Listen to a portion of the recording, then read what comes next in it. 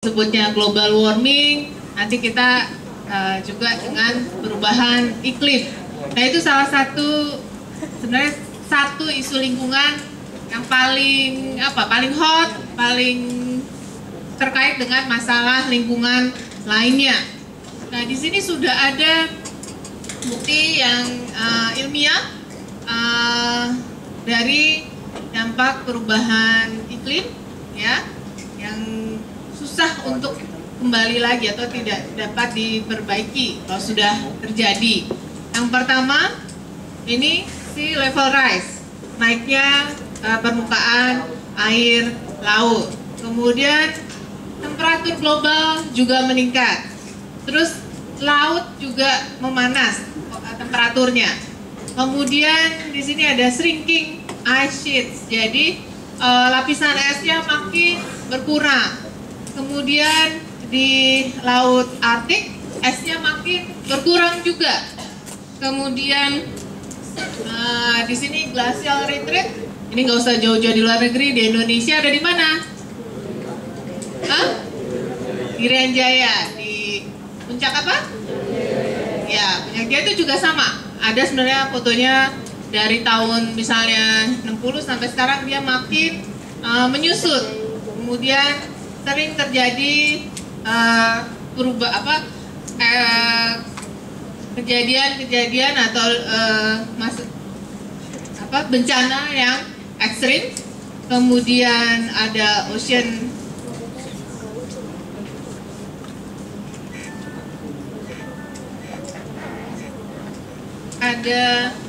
di sini ocean acidification atau air lautnya menjadi asam sifatnya karena dia menyerap tadi pencemar, ya. Kemudian ada di sini sama decrease snow cover. Ini sudah terbukti di beberapa tempat di permukaan bumi ini. Jadi kalau ada yang masih tidak percaya terjadi perubahan iklim atau buminya makin panas, ini bisa dilihat, ini datanya masih yang terbaru dari NASA, ya. Ini datanya bulan November.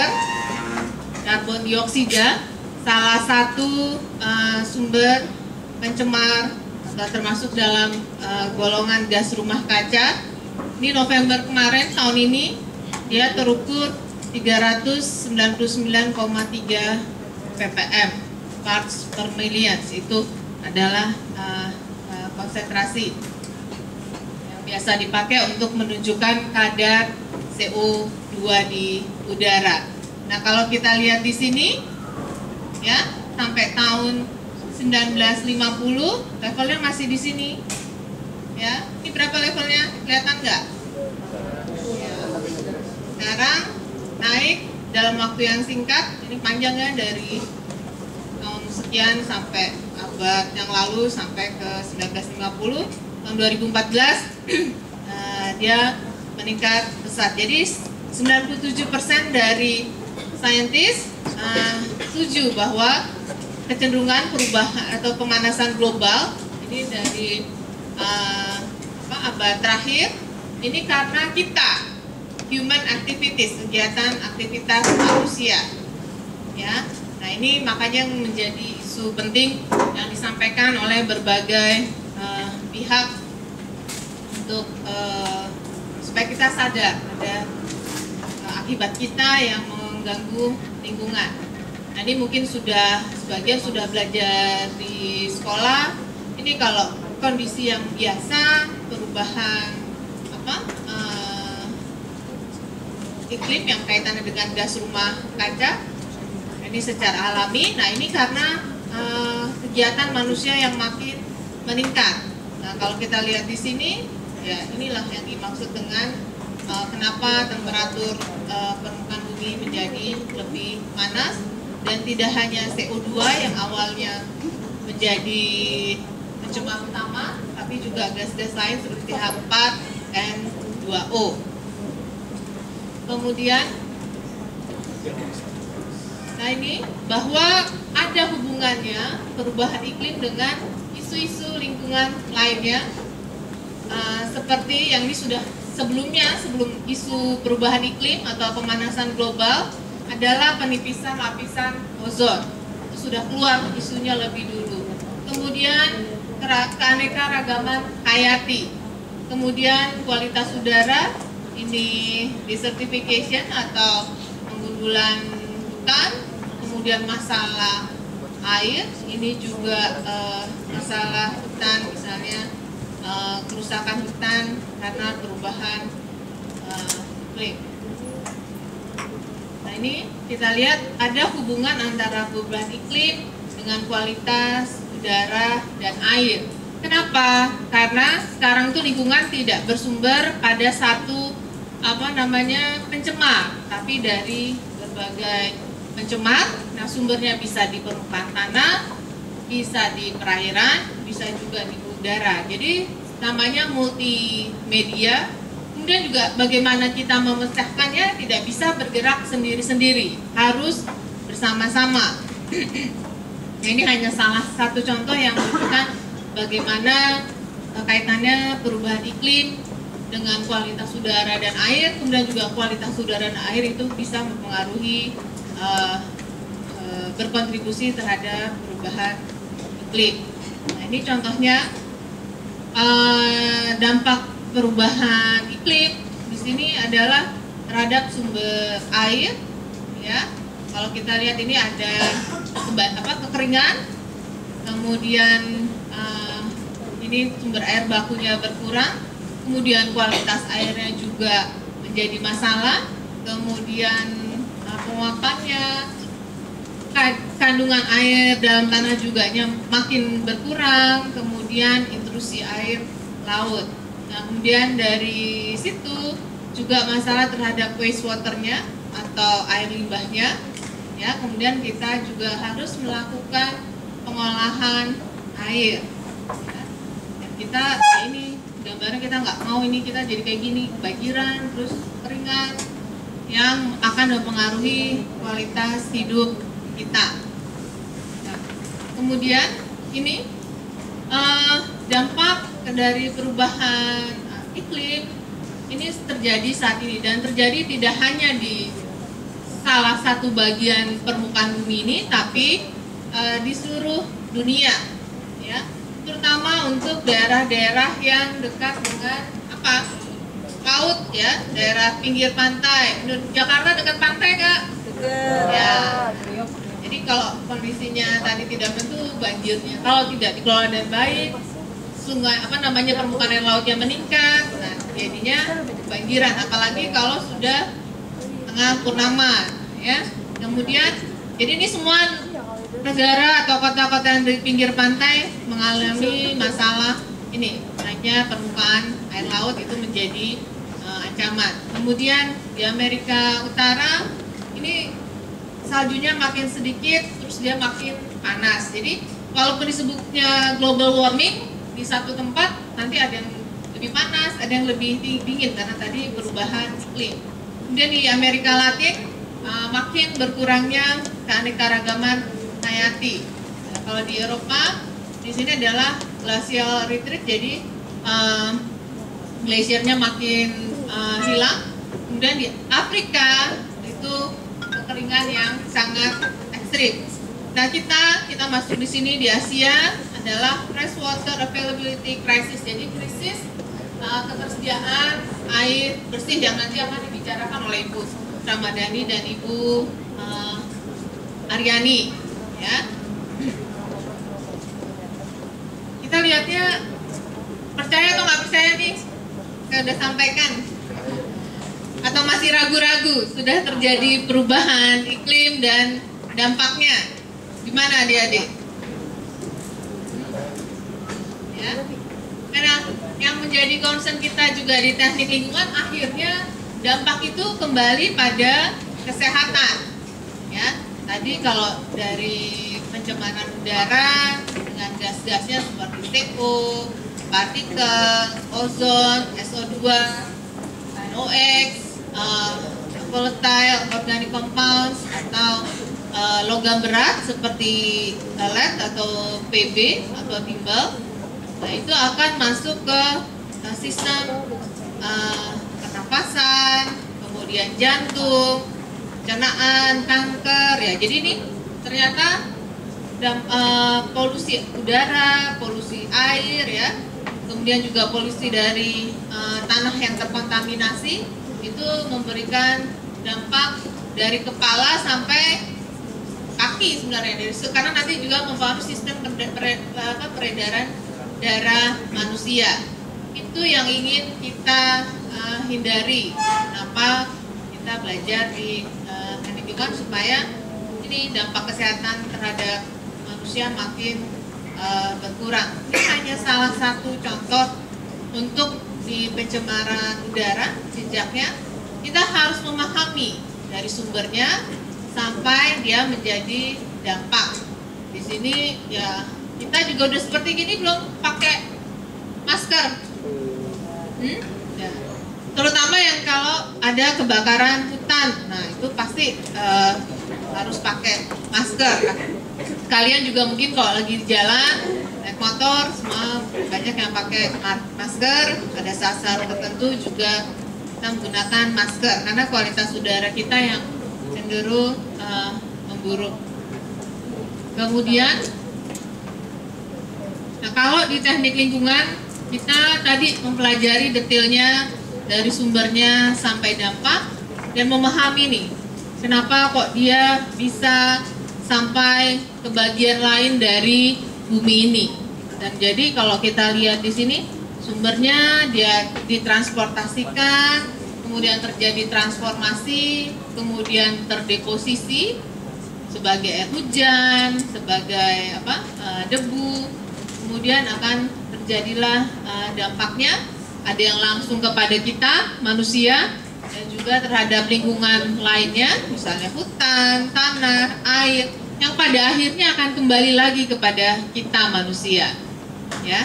Jadi ini yang coba kita pahami supaya kita bisa mencari pengelolaan yang tepat sasaran.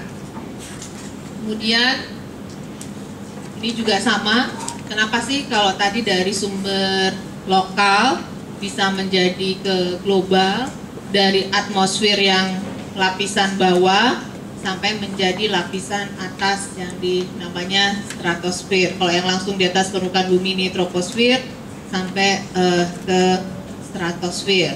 Nah, kalau kita lihat di sini berbagai secara alami sumber-sumber pencemarnya sudah ada. Nah, kemudian ditambah tadi aktivitas manusia yang makin meningkatkan konsentrasinya di troposfer. Nah, ini nanti memberi dampak yang lebih jauh, kita sebut boundary atau long range transport of aerosols and gas. Itu yang terjadi di udara. Dan ternyata itu tadi memberi dampak juga terhadap permukaan tanah dan air. Tadi kalau kualitas airnya menurun akan menyulitkan penyediaan air bersihnya. Nah, jadi dalam pemahaman lingkungan kita tidak hanya harus berpikir secara lokal, tapi juga regional dan global. Nah, itu yang coba dipahami atau dilakukan di jurusan teknik lingkungan. Nah, ini mungkin dari data terakhir, kalau kita tidak melakukan aksi, ya, ini bumi kita dalam kondisi emergency, jadi harus masuk mana, UGD ya. Jadi ada 100 juta lebih orang akan meninggal dalam tahun sampai dengan tahun 2030 kalau kita tidak melakukan aksi. Jadi tadi saya bilang apa yang sumbernya dari industri, tadinya pencemaran udara, dari kendaraan bermotor, ya akan kembali lagi dampaknya ke kita. Nah, kalau kita mencintai bumi kita, ya kita harus melakukan sesuatu supaya bukan kita yang jadi berubah. Karena sumber-sumber pencemar ini dampaknya bisa kepada kita, ya kita harus melakukan pencegahannya sekarang. Oke, terima kasih. Lanjut ke Bu Ramadhani.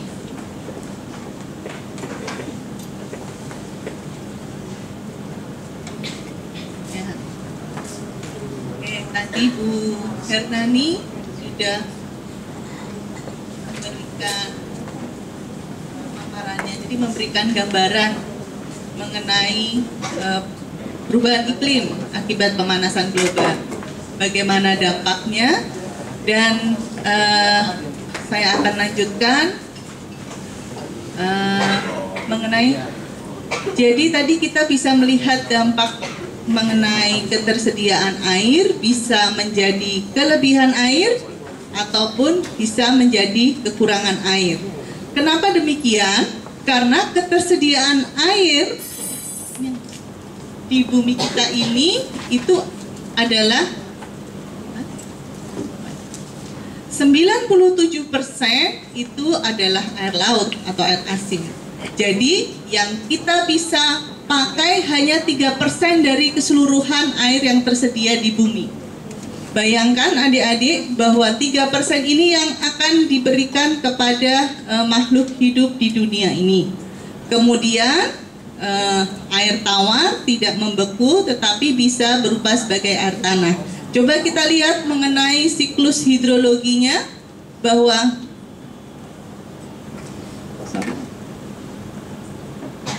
bahwa air yang 3% tadi itu mengalami dia hujan, turun menjadi hujan, kemudian kalau kita kelola dengan baik dia akan bisa meresap, berinfiltrasi ke dalam tanah. Tetapi kalau kita tidak kelola dengan baik, dia akan berjalan menjadi runoff atau aliran permukaan, limpasan air hujan. Dia akan mencari kembali ke badan air, dan kemudian dia berevapotranspirasi untuk membentuk hujan kembali. Siklus hidrologi inilah yang menjadi andalan utama kita, bagaimana kita mengelola air hujan, bagaimana kita mengelola air permukaan, dan bagaimana juga air permukaan ini bisa meresap kembali ke dalam tanah dan menjadi sumber air bagi kehidupan manusia.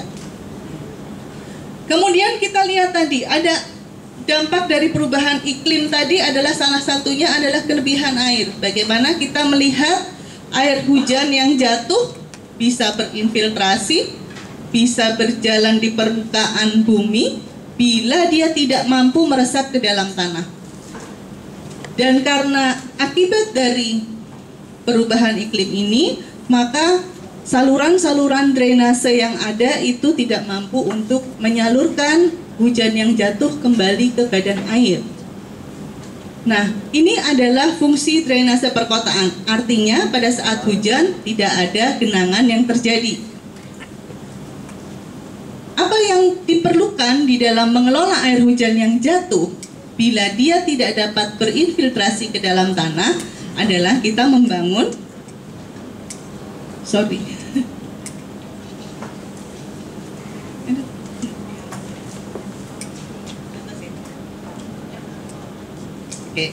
kita membangun drainase ini untuk mengelola hujan yang jatuh supaya bermanfaat dan tidak menimbulkan dampak yang buruk terhadap lingkungan.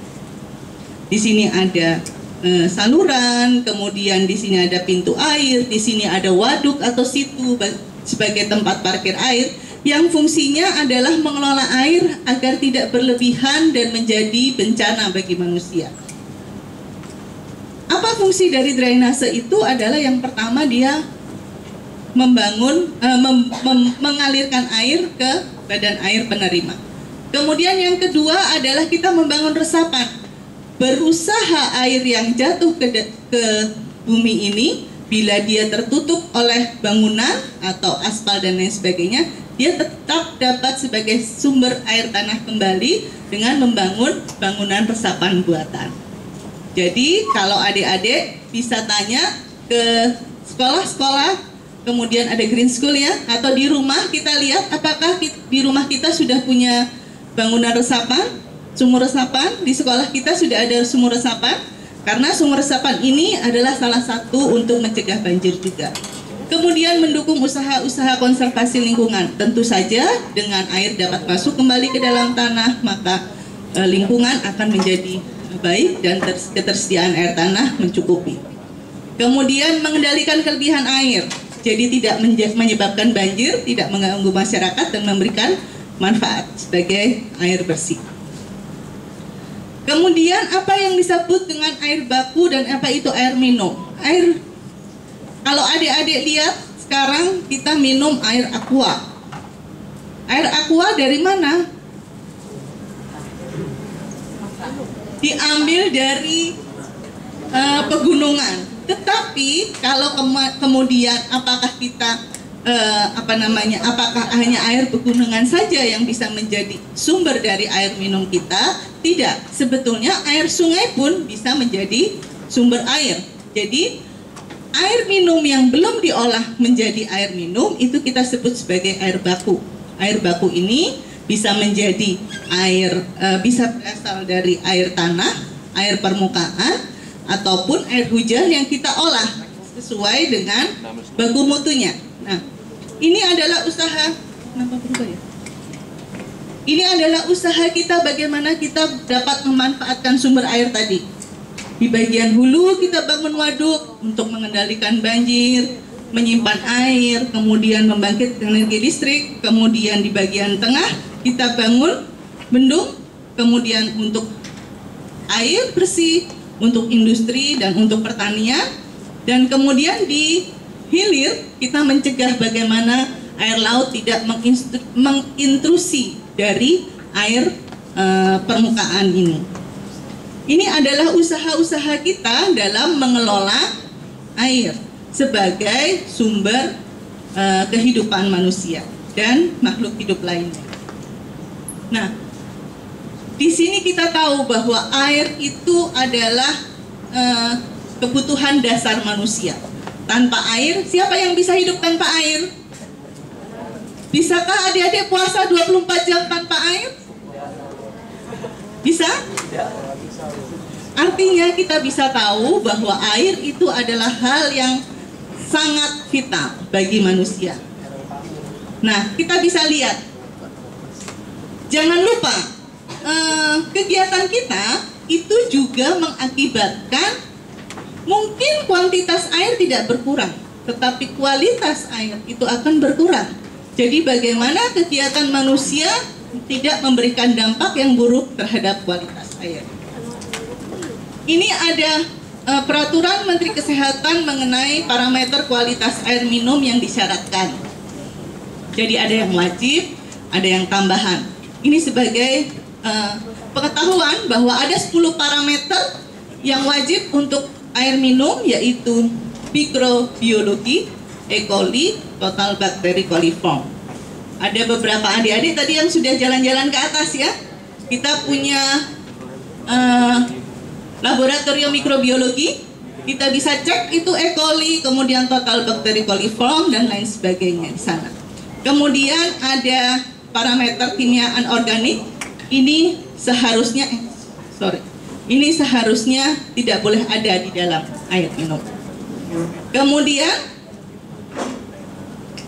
ada parameter tambahan dan ada anorganik 9 parameter, kemudian organik 21 parameter, dan pestisida dan desinfektan serta ada radioaktivitas. Artinya apa? Bila kita ingin mengkonsumsi air bersih atau air minum, ini harus memenuhi persyaratan ini. Sehingga kalau kita tadi punya sumber air, kita punya sumber air baku, kita harus cek dulu. Kemudian pengolahan apa yang diperlukan agar kita bisa memenuhi dari persyaratan standar ini. Nah, ini kira-kira yang harus dilakukan bila kita ingin mengambil air sungai sebagai sumber air minum. Kita bisa ambil sampelnya, kemudian kita bawa, kita cek apakah parameter-parameter yang tadi itu bisa terpenuhi. Kalau belum terpenuhi, maka kita harus melakukan pengolahan. Ada yang sudah jalan-jalan ke bawah tadi ya? Ke laboratorium lingkungan. Ini adalah kakak-kakak kalian yang mengecek berapa kualitas air baku dan bagaimana apakah air tersebut layak untuk menjadi sumber air baku atau tidak. Ini tadi yang di mikrobiologi ya. Kita lihat. Nanti adik-adik yang belum bisa lihat ke atas untuk melihat beberapa contoh. Nah, kemudian bagaimana caranya kita memelihara sumber air itu supaya tidak tercemar? Biasanya ada dua sumber pencemar dari kegiatan manusia itu. Yang pertama adalah limbah padat dan yang kedua limbah cair. Manusia juga menghasilkan limbah cair, betul tidak? Betul. Itu secara domestik. Belum kegiatan yang secara industri, ya, belum yang kegiatan lain yang menghasilkan sumber-sumber air limbah yang bisa mencemari air sungai. Apa yang harus kita lakukan? Yang harus kita lakukan adalah melakukan 3R, reduce, reuse, recycle untuk limbah padat. Yang keempat apa? Yang keempat? Recovery, bukan? Yang keempat? Bukan replace. Yang harus pertama kali kita lakukan. Ada yang tahu? Sebelum kita melakukan reduce, reuse, recycle, kita harus melakukan refuse. Apa refuse? No. Kita menolak. Jadi sebaiknya kalau kita mau ke mana? Ke supermarket, kalau dikasih kantong plastik, kita menolak. Oh maaf, kita bawa tas sendiri.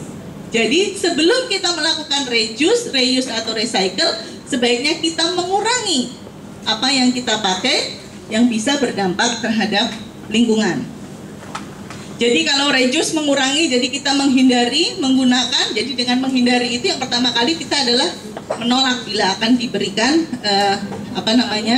bahan-bahan yang bisa mencemari lingkungan. Kemudian reuse kita menggunakan kembali, kemudian recycle kita mendaur ulang.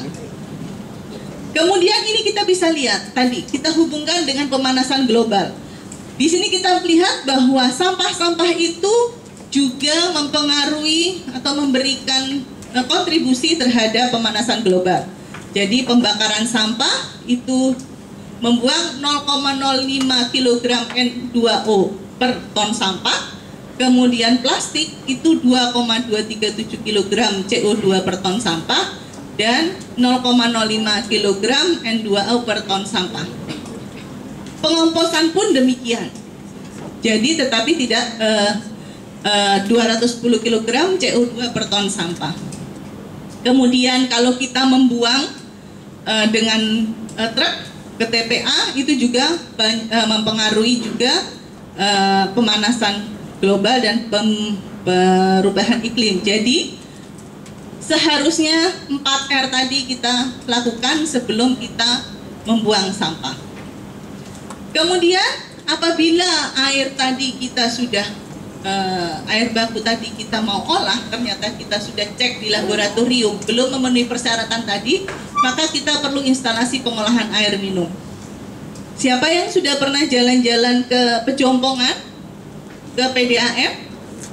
Kira-kira seperti ini ya.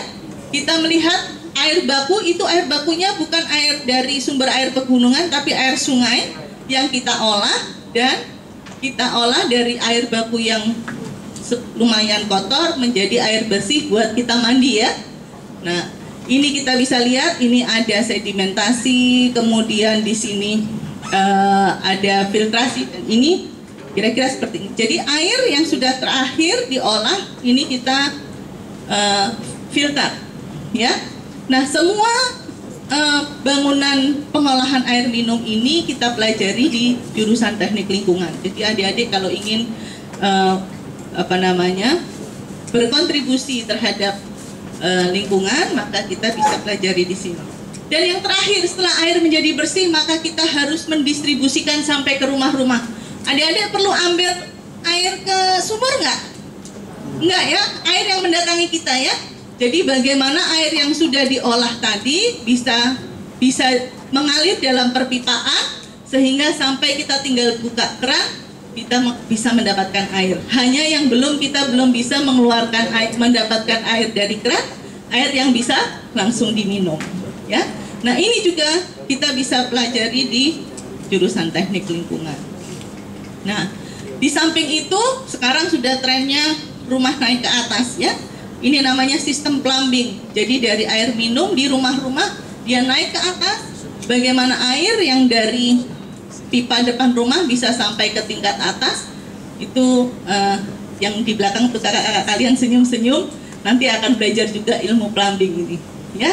Nah, setelah kita melihat dari bagaimana air bersih tadi berkontribusi terhadap kehidupan manusia, Ibu Aryani akan melanjutkan kira-kira apa saja yang perlu kita lakukan dalam menangani air limbah. Silakan Ibu.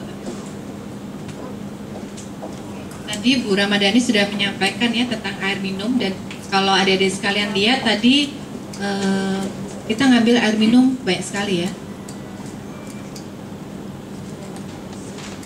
Dan kalau kita lihat sehari-hari saja, adik-adik di sini sadar nggak sehari kita ngabisin air berapa banyak ya? Pernah ada yang ngitung nggak? Nggak ada. Coba sekarang PR nih, saya belum kasih PR ya. Coba belajar di rumah, kita lihat rekening pada pakai PDAM nggak? Pakai.